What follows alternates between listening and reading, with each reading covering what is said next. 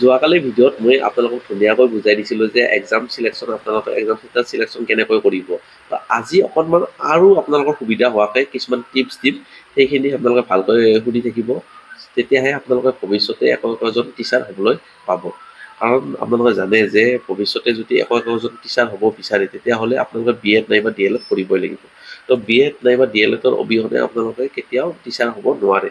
মানে এটা চৰকাৰী হিচাপত হওক বা চেণ্ট্ৰেল গভমেণ্ট হিচাপত হওক আপোনালোকে টিচাৰ হ'ব নোৱাৰে।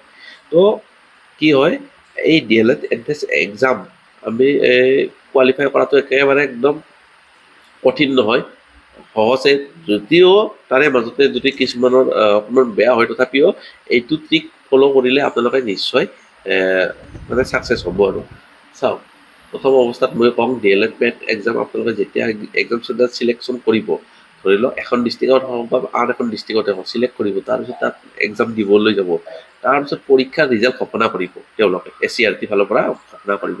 ঘোষণা কৰাৰ পিছত কি হয়, এখন লিষ্ট ঘোষণা কৰে, মানে যিসকলে এডমিশ্যন পাইছে তেওঁলোকৰ কাৰণে এখন লিষ্ট ঘোষণা কৰে। সেই লিষ্টখন কেতিয়াও তাৰমানে শুদ্ধ হৈ নাথাকে। মানে কেনেকুৱা, 100 জনে চিট পালে, সেই 100 জনৰ 100 জনে মানে চিট নলয়, তাৰে আধা আধা প্ৰায় বেলেগত যায় পঢ়িবলৈ, বা ধৰি লওক তেওঁলোকে চিটবিলাক এনে খালী হৈ থাকে তেনেকুৱা। তাৰে মোটামুটি ধৰি লওক 80% কোনোবাই ললাক চিট, বাকী 20%টো খালী হৈ থাকিল। 20%ৰ কাৰণে কি কৰে, আকৌ এখন লিষ্ট ঘোষণা কৰে, মানে কাউন্সিলিং লিষ্ট এখন ঘোষণা কৰে। ঘোষণা কৰি মানে 3-4 নম্বৰলৈকে তাৰমানে ঘোষণা কৰিয়ে থাকে। শেষত কি কৰে, মানে এটা ইনষ্টিটিউটত 50টা চিট থাকে কেপাচিটি, তো 50টা চিট কেপাচিটি তাৰমানে ফুলফিল হ'ব লাগিব। ফুলফিল হ'লেহে তাৰমানে ক্লাছ আৰম্ভ হ'ব এনেকুৱা। তো কি হয়, যেতিয়া প্ৰথম লিষ্টখন ঘোষণা কৰিলে, ছেকেণ্ড লিষ্টখন ঘোষণা কৰিলে, থাৰ্ড লিষ্টখন ঘোষণা কৰিলে, তথাপিও তাৰমানে কিছুমান কেণ্ডিডেট অহা নাই, বা ধৰি লওক চিট খালী আছে, তেনেকুৱা হয়।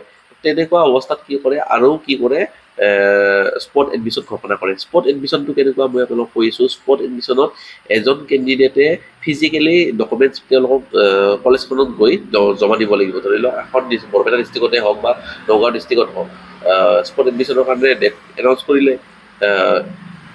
ডিষ্ট্ৰিক্ট ৱাইজ মানে অল অভাৰ অসমতে হয় নেকি স্পট এডমিশ্যন, ডিষ্ট্ৰিক্ট ৱাইজ নকৰে নেকি। তো ময়ো অকণমান পাহৰি গৈছোঁ, যি হওক মই আপোনালোকক জনাই দিম বাৰু, যিকোনো হওক। যদি ঘোষণা কৰে সেই টাইমত, ধৰি লওক 9:15 পৰা বোলে 12টা বজালৈকে এটা স্পট এডমিশ্যনৰ কাৰণে খুলি দিছে। ফিজিকেলি যাব লাগিব এজন কেণ্ডিডেটে, যাই কোনে যিখিনি ডকুমেণ্টছ আছে সেইখিনি ডকুমেণ্টছখিনি দিব লাগিব। ডকুমেণ্টছখিনি দিয়াৰ পিছত মানে আপোনালোকৰ সি হয়, মানে চিলেকশ্যন প্ৰক্ৰিয়া তেওঁলোকে কলেজৰ ফালৰ পৰা তাৰমানে চাই। ধৰি লওক ST কেণ্ডিডেটৰ যদি ধৰি লওক 2টা চিট কেপাচিটি আছে, তো ST কেণ্ডিডেটৰ যদি 2টা চিট কেপাচিটি থাকে, তেতিয়াহ'লে কি হয়, আহিলাক বহুত আহিল, জেনেৰেল কেণ্ডিডেট আহিল বহুত, OBC কেণ্ডিডেট আহিল, বহুত যেনিবা আহিল, বহুত কেইটা কাষ্টৰ পৰা মানুহ আহিল। তো কি হয়, STৰ কোনো ধৰি লওক ল'ৰা অহা নাই বা ছোৱালী অহা নাই, তো কি হয়, সেইটো পষ্ট তাৰমানে জেনেৰেল কেটেগৰীত গুচি যায়। আৰু জেনেৰেল কেটেগৰীত যোৱাৰ পিছত যাৰ অকণমান মাৰ্ক বেছি আছে, তো তেওঁক মানে প্ৰিফাৰ কৰে, আৰু তেওঁ অতি সহজে চিলেকশ্যনটো পায়।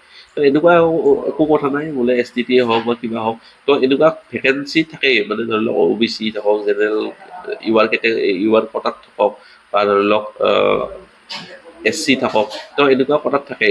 তো প্ৰায়ভাগ ষ্টুডেণ্টে এডমিশ্যন নলয়, যিহেতু এডমিশ্যন নোহোৱাৰ কাৰণে আৰু স্পট এডমিশ্যন ঘোষণা কৰে। স্পট এডমিশ্যনত ডাইৰেক্ট গৈ ষ্টুডেণ্ট এজনে তাৰমানে ডকুমেণ্টছ পাতি জমা দি চিলেকশ্যনটো পাই যায়। তো সেয়াই হৈছে স্পট এডমিশ্যনৰ প্ৰক্ৰিয়াটো।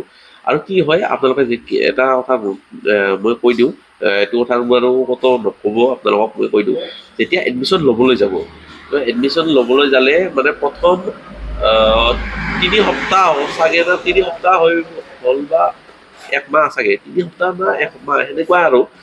কি হয়, 70% বা 80% কলেজে আপোনালোকক চাব, এইজন ল'ৰা বা এইজনী ছোৱালী ৰেগুলাৰ আহি আছেনে, বা চিৰিয়াছ হয়নে এইটো কৰ্চটোক লৈ, সেইটো চাব। যদি আপোনালোকৰ 70% বা 80%ৰ যদি কম হয় এটেণ্ডেঞ্চ, তেতিয়াহ'লে কি হয়, আপোনালোকৰ নামটো তেওঁলোকে কাটিব পাৰে। সেইটো একদম ৰাইট আছে, SCERT ফালৰ পৰা নটিচ আহেয়ে।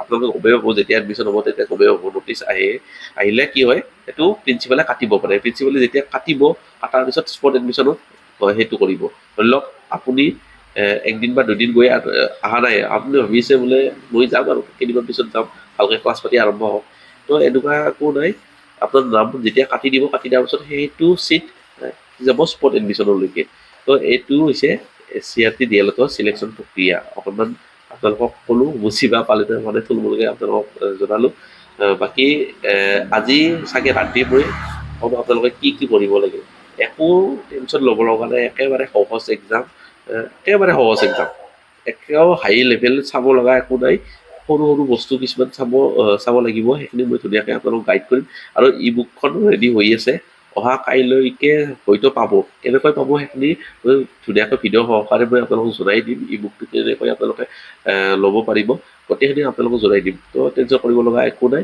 কিবা যদি ডাউট থাকে কমেণ্টত আপোনালোকে সুধিলেই হ'ল যদি মই ৰিপ্লাই দিব নোৱাৰোঁ তথাপিও বেলেগৰ দ্বাৰাই হ'লেও মই ব্যৱস্থাটো কৰি দিম আৰু আপোনালোকে জানে যে মোৰ এই ভিডিঅ'ত হাৰা অকণমান তিনিডাল হাৰা অকণমান ফেকশ্যন হৈছে তো অসুবিধাত শিকি আছোঁ আৰু তথাপিও যিকোনো হওক আপোনালোকৰ কাৰণে অকণমান কষ্ট কৰিছোঁ অকণমান বহি লৈ ধুনীয়াকৈ ভিডিঅ'টো প্ৰস্তুত কৰিলোঁ আশা কৰিছোঁ ভাল পাইছে ধন্যবাদ